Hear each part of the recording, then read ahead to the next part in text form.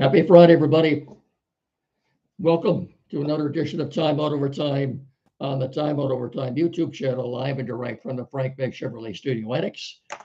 I'm your host, Rick Arsenault. You know the drill. If you haven't done so yet, get down there in the corner, smash that like and subscribe button. Going to do something a little different tonight. I'm going to start with our sponsors. As you know, brought to you in part by the Finish Line Family Restaurant on M99 in Hillsdale, directly across the street from Aerosmith Printing. Been in business for more than 40 years, serving this community for more than 4 decades. And now with the new expanded hours, Monday, Thursday, and Friday from 6 a.m. to 8 p.m., Saturday, Sunday, Tuesday, and Wednesday from 6 a.m. to 3 p.m. for a really great meal, award-winning breakfast served all day, new menu items, fast, friendly service, great family atmosphere. Remember, when you fuel up at the finish line, you'll always finish first. I guarantee you that. I'll see you there.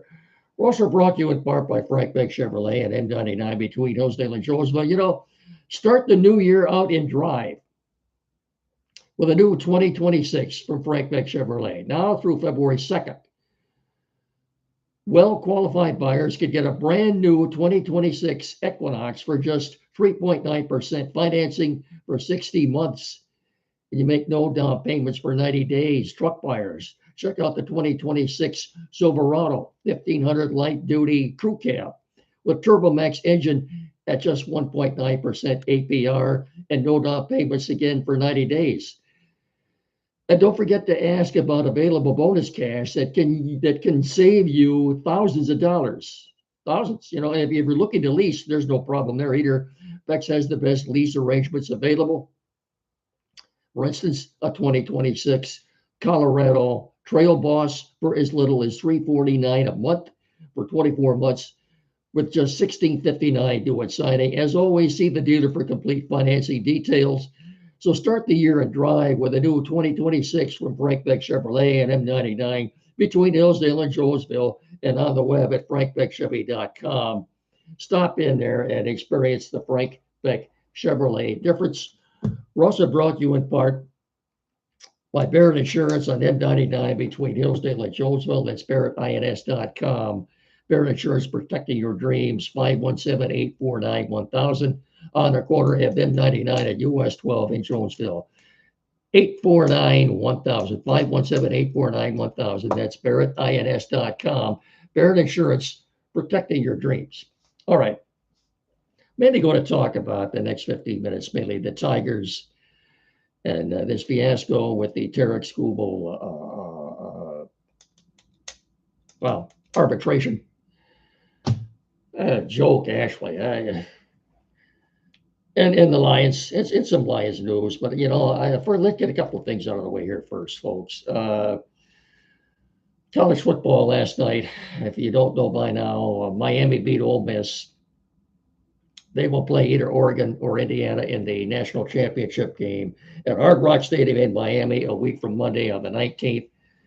Oregon and Indiana are playing tonight at 7:30 on ESPN. Basketball, college basketball. Michigan State had a bit of a tough time last night with Northwestern, but they did manage a win. So they've got one more home game here with Indiana before they head out west next week to take on Oregon and Washington. Michigan will play tomorrow afternoon at 1 o'clock on national TV on CBS when they take on Wisconsin from Chrysler.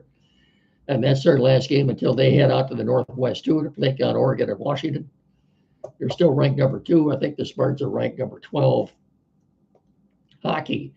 Congratulations to Patrick Kane. Career goal last night in a Red Wings 5-1 win over the hapless Vancouver Canucks. Albeit it was a nifty net goal, but congratulations to him.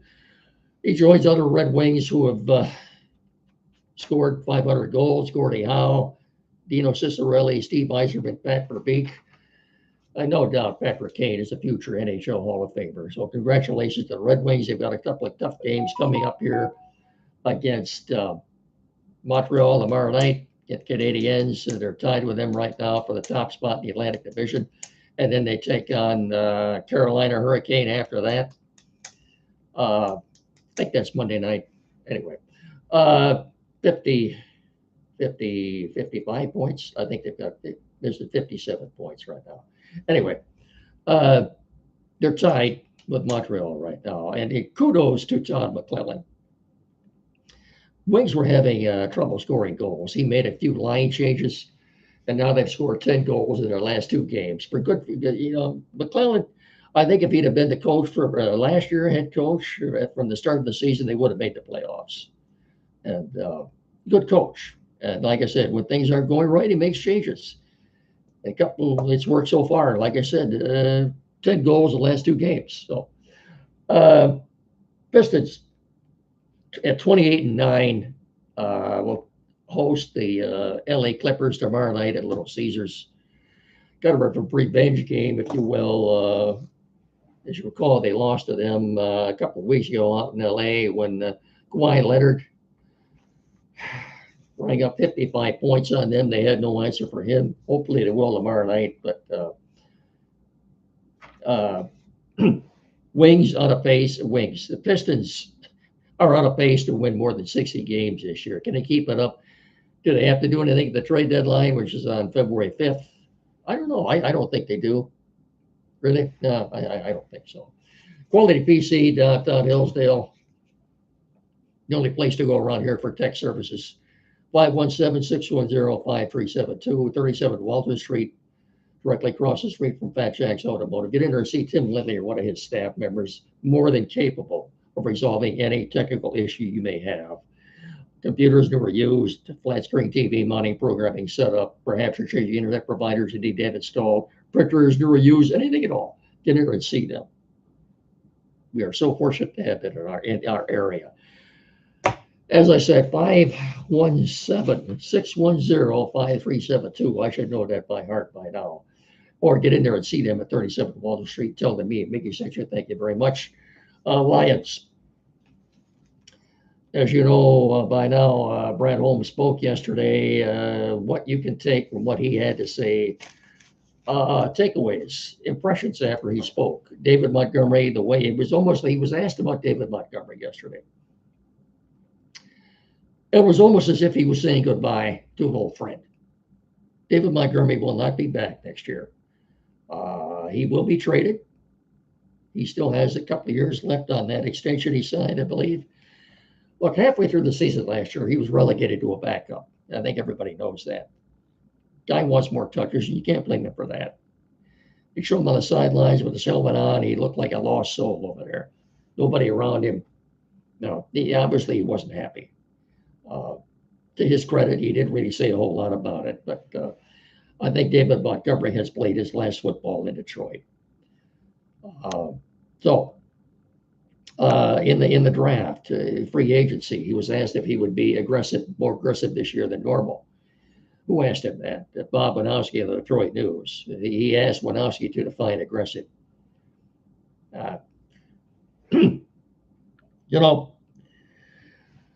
He said if he can he fix this? He was asked if he can fix this. He said he thinks there's not that. He thinks they're close. He thinks they're still close. Still close. He thinks. I don't think they are. The pressure's on Brad Holmes this year. The pressure is on. Why? Because the Lions play a fourth place schedule next year. And he'll be drafting higher than he has been in the past few years. If they don't at least make the playoffs next year with a fourth place schedule, I think he's on the hot seat. I really do. Of course, but the news came out yesterday shortly after it was announced that Mike McDaniel would not be back as head coach of the Dolphins, and Lions immediately contacted him. Will he be coming here for an interview? I don't know. I suppose he will. He and David Blau, more than likely. Yeah, I'd like to see. I don't see him getting another head coaching job right away that McDaniel I'm talking about. I think he'd be best served if he came to the Lions for, he's young enough for a couple of 2 or 3 years yet, had success, got to a Super Bowl, won a Super Bowl. He'd be a hot commodity again as a head coach. I think it would behoove him to come to Detroit. Now, the Lions had too many things that they have to fix in this offseason. Too many things for them to, I think, be a Super Bowl contender, at least next year anyway. Let's look at this quickly. I'll be as brief as I can about this. What do they have to fix? Well, Taylor Decker's probably gone. Frank Ragnow will not be back. That ship has sailed. You're going to need a veteran center. Probably want to try to pick one up in free agency. You're going to need another tackle.